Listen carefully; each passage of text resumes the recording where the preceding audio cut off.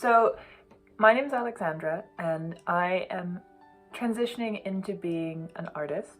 I've been painting and drawing for a really long time, but I'm starting to take it a lot more seriously in my life. And so I had the really bold idea of just jumping on and doing a studio vlog to try and motivate myself and share what I'm doing in the way that I see a lot of other really awesome artists do.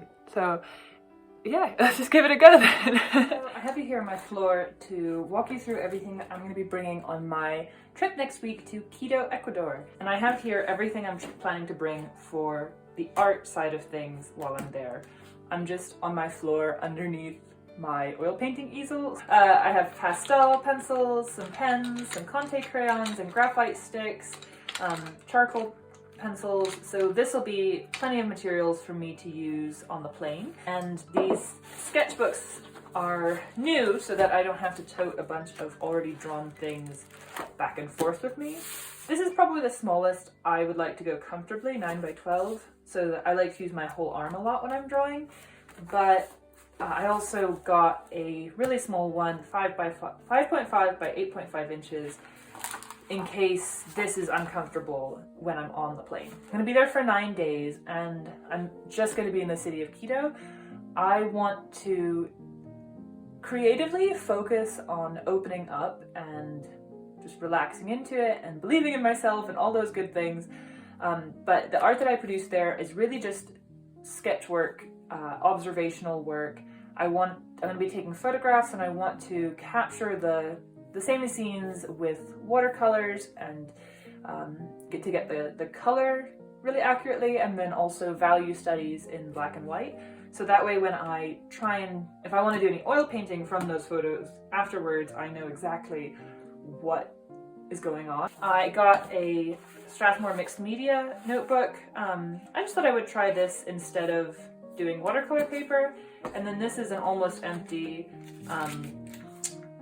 mixed media pad just from Joanne Fabrics, and I thought that'd be fine. I was playing with some oil pastels, which I wasn't super happy with how it turned out, but it turned out my husband loved the oil pastels, so he has them with him now. But there's only a few pages that have been used, so it'd be nice to just bring that as for water materials. And this box was something that my mom got skincare in from Neil's Yard like 10 years ago, and I've been using for storing art supplies ever since. These binder clips will just help my pages not fly about if it's windy. Oh, and I have, this is my current travel water jar, which is an old jar for peach jam, and that doesn't quite fit in there, but that's okay. I'd rather have it be a little bit bigger. I'm a huge fan of the free shelf outside of my local thrift store, so this is something for mixing colors in. That's just from there. I have some rags that have been used a lot, and then all of my brushes. I might pare this down because there's a lot of these fine like 2s and 3s and 4s. I have 2 3 rounds. I don't know if I actually need two number 3 round brushes that were like $1 for a pack with me, because really I'm only going to use these 2 brushes, which are my favorites. They're from my mom's old watercolor brush stash, and I haven't taken great care of them, but they still work really well. This Marilla White Taklon, they're both Japanese brushes. Says Silverado. I don't know anything about the brands, but I don't think this one is made anymore. I don't know about this one, but I might see if I can get more on the used market just because I love them so much. And then these cheapy peepees are helpful just to have for detail work. And I recently got these 2 larger brushes for washes, and it'll be fun to experiment with them a little bit. Then I have this old Windsor Newton kit, which I think I got when I was 10 years old, that I have used and refilled a million times. I could get a bigger one, I suppose, but this is really everything that I need. Everything in here is Windsor Newton except for the gouache, which is Holbein. So there's Holbein white gouache, and the rest are Windsor Newton, like I said. This is Gamboge hue, cadmium yellow, cadmium red, quinacridone magenta, ultramarine, Prussian blue, sap green, Viridian, raw sienna, mystery color, burnt umber, and this is actually Grumbacher Sepia, which I also don't use a ton unless it's a very dark, foggy day that I'm having to be painting. So I just love this size. I think it's really convenient. It has a ton of colors in here for everything that I possibly need. And with another little dish, it's plenty of space and for mixing things. I'm bringing my Neo Color 2s, which I have recently started to fall in love with after seeing Sandy Hester on her YouTube channel using them a bunch. I started before there was just a mystery to me. They and I did not speak the same language, but now I'm starting to get it.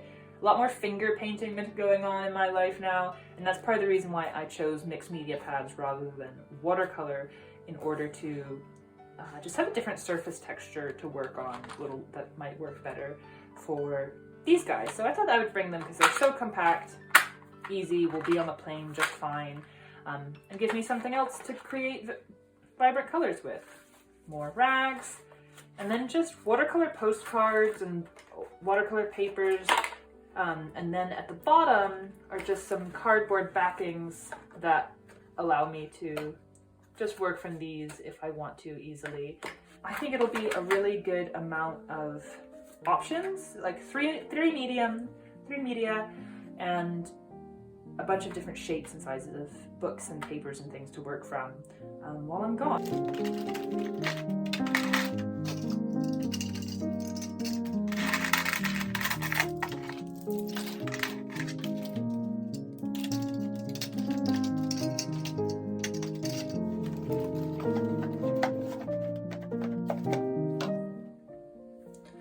Good morning. I'm coming back the next day to sample the different paints that I have in my travel kit, and just see all the colors that I can make with this select palette while I'm away, and just play around with the different colors in my arsenal. I think I might have misspoken when I listed what this color was yesterday. I think I said it was sap green. And there is sap green at the bottom, but the main color on top and the color I'm going to refill it with is permanent green light, and I'm going to be using the Holbein color, although this one was originally Windsor Newton. And then I think I said that this one was quinacridone magenta, which it was, but I decided this morning to actually refill it with Alizarin crimson from Holbein. So if I manage to work through the Alizarin crimson on top, there'll probably be quinacridone magenta underneath, but that's okay because this is just for my sketchbook.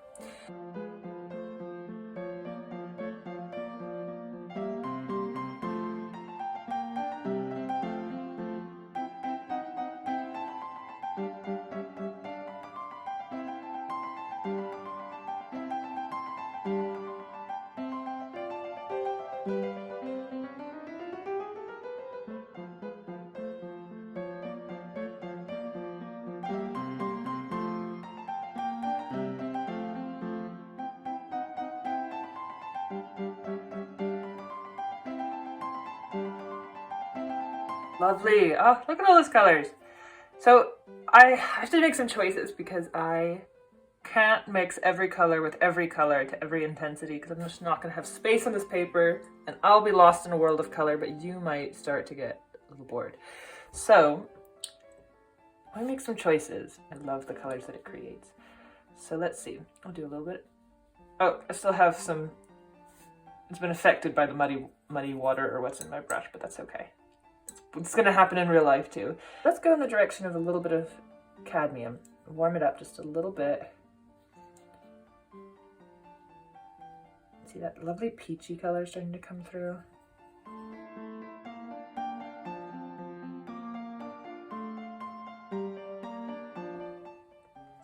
Okay, let's go back to the Gamboge. And let's mix the Gamboge then. Ooh! The alizarin was really powerful.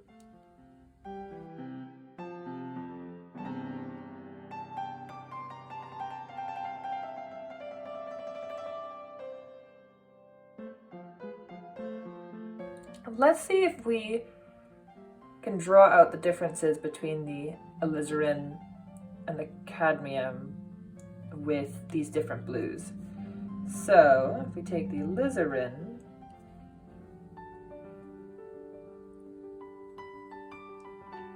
and start mixing some ultramarine in,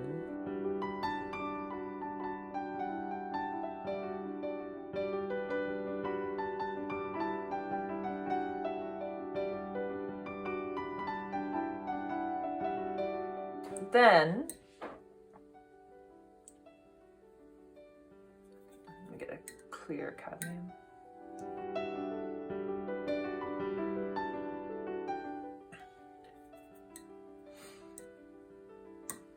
Now let's see. How about mixing that alizarin with Prussian blue? Stuff's so powerful, it just went straight to purple.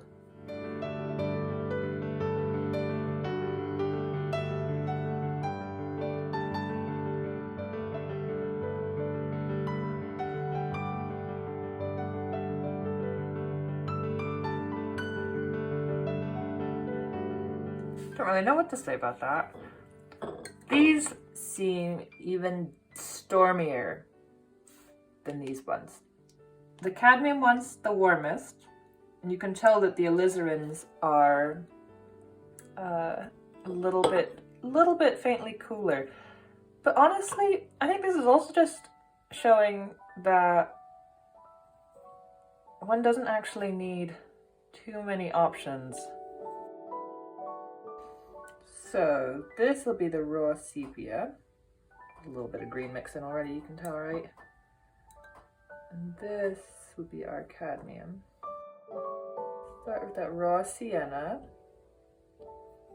and the Viridian.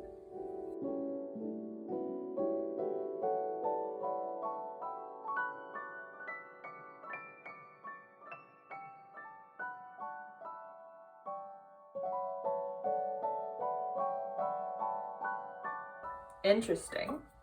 Yeah, very like army camo kind of colors. And this is the permanent green.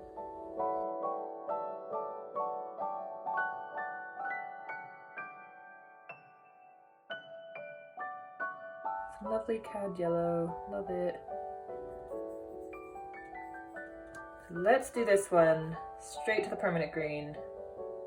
Oh, look how bright and lovely that is. That feels like warm summer's day, early summer, like June.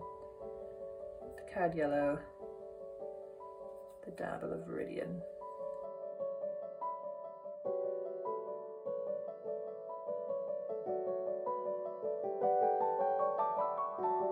Woo! Calm down. Yeah, I feel like that's really clear. So that's cadmium yellow and ultramarine, but there's a bit of a mess mixed in as well. That was that had Viridian cadmium yellow mixed in. So I work with a big puddle and then push it in the direction that I want the puddle to go. Like, this is not necessarily an exercise where I'm trying to replicate specific colors later on. I'm just getting to know everything that's going to be in my toolkit. Yeah, so I hope that you enjoyed exploring it with me. It's been fun.